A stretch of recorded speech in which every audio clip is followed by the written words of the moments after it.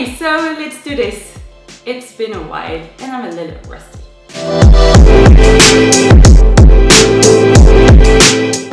Hi everyone, so long time no see, to say the least. I feel like I haven't filmed in nearly a year. I know it hasn't been a year, but at least a good 6 months. And a lot of you reached out to me to know what was going on. So to put into simple words, 2017 was a year. And trust me, I had a couple of bad years in my life, but 2017 was a whole nother level. It was the worst year ever. It all started with my insomnia. I've been dealing with insomnia as far as I can remember. Even when I was a child, I never had a good night of sleep. And usually insomnia comes and goes in waves, if that makes any sense. So I will struggle with insomnia for like 6 weeks, and then everything will go back to normal, which is my normal, which isn't like most people normal. And then I will have a couple of bad nights here and there. So around this time last year, I started a new wave of insomnia and it hasn't gone away yet. So this is the worst case of insomnia that I've ever gotten. I've been dealing with that for months now, nearly a year. And at the worst point, which was November, December last year, I hit rock bottom because I was sleeping between an hour and a half and 2 hours a night, which is unhealthy, which is so bad for you, but I can't do anything about it. I was taking sleeping pills for quite a while and they stopped working. I went to so many doctors to try to find what was causing that, and my health actually took a turn for the worse because I have endometriosis, which is something that I have to deal with on an everyday basis. Sometimes I'm stuck into bed because I'm in so much pain that I cannot stand on my 2 feet. But this time I also got a couple of infections. I got so many headaches, was losing my hair. I had like dry, rough patches on my skin. I had nausea all the time. I wasn't eating. It was just awful, and that triggered the worst depression that I've ever had. I had a couple of depressions in the past, which were dealt with, but this time, just because I wasn't sleeping, I was stressed out. We had a couple of toxic people around us that weren't helping, so I really hit rock bottom, and 2017 was just the worst. But that's behind us. We're in 2018, things are so much better. We're traveling a lot with Renault. We're actually going to New York next week. We're launching a new business, which I am so excited about. It's something really close to my heart. I cannot wait to share it with you, and it's gonna be another couple of months, I think, because we just want to have everything really perfect and ready. So stay tuned for that, but it's gonna be amazing. I'm so inspired by that. But also in 2017, I thought long and hard about stopping everything that I do online. I was at a place where I thought that most of influencers were like copy-paste of each other. I feel like the community has changed a lot. It's all about the number of followers that you have. It's all about who's the thinnest, who's traveling the world, who's doing this and that. And I think there are a couple of girls and boys for that matter that do that so well, that stay true to themselves. But I see so many fake people around me inventing a life for themselves on social media. So at a certain point in 2017, I was convinced that I would stop everything because I lost myself in the process. I lost myself because I started doing content that I thought would bring new people to me, that was exactly what was needed to be done.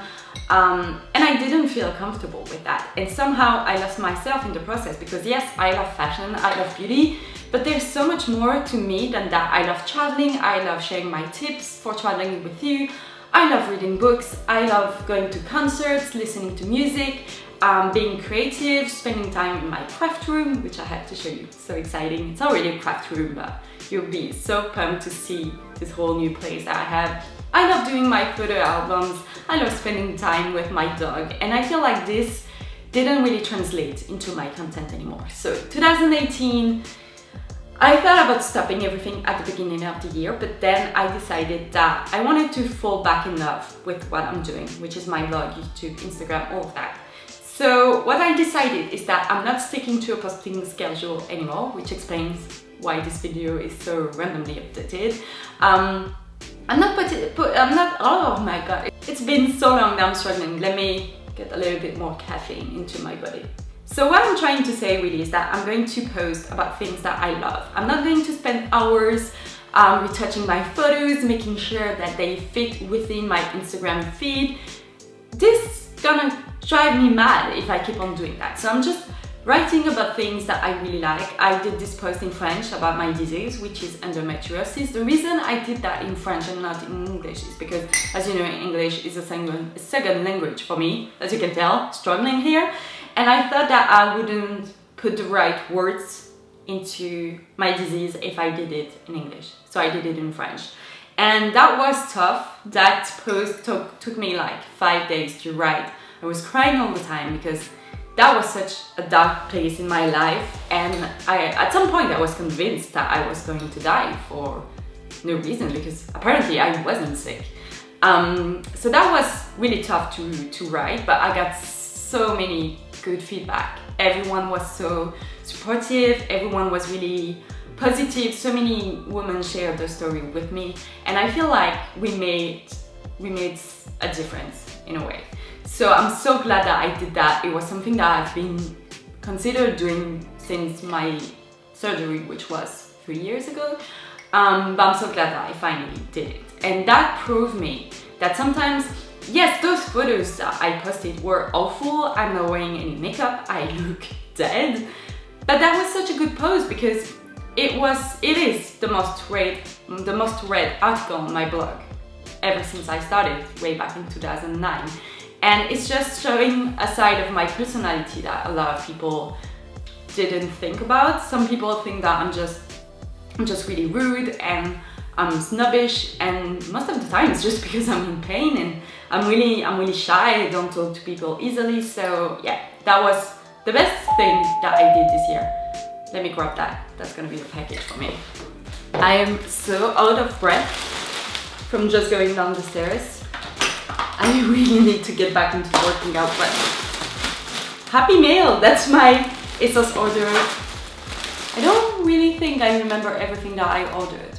There are a couple of things for New York, so that's exciting. So let's go back.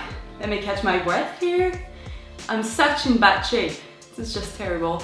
So what to expect from me is a lot more authenticity. I'm gonna share about things that I love. Sometimes it will be a hit, sometimes it will be a miss, but I want to share more about what I love and what I'm truly passionate about, and not what's like important to do. Not important, but what's trendy. Let's put it that way.